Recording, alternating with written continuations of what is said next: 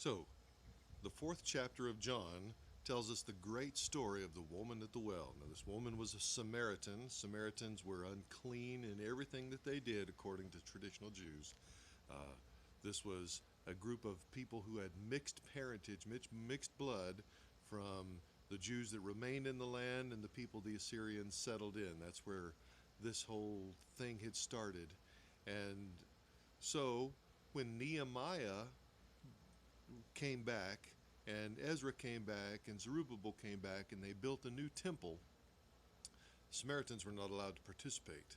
So they ended up building their own temple out on Mount Gerizim.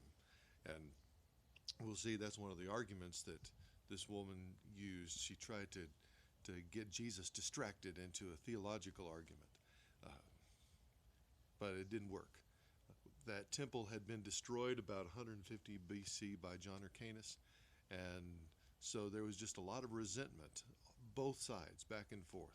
So maybe religious racism going on there. And Jesus would have none of it. It says that he had to go through Samaria. Well, he didn't really have to. He could have gone around Samaria. As a matter of fact, most Jews did go around Samaria. To get from Judea to Galilee, they would go all the way across the Jordan River, go all the way up the other side, and then come over.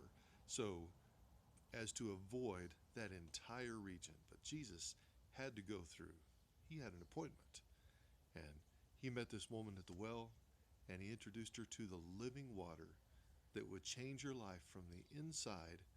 And her testimony brought people from the whole town. And the entire town and the region was changed because of Jesus' interest and his love for all people and his offer of living water which changes us from the inside out. Be blessed today.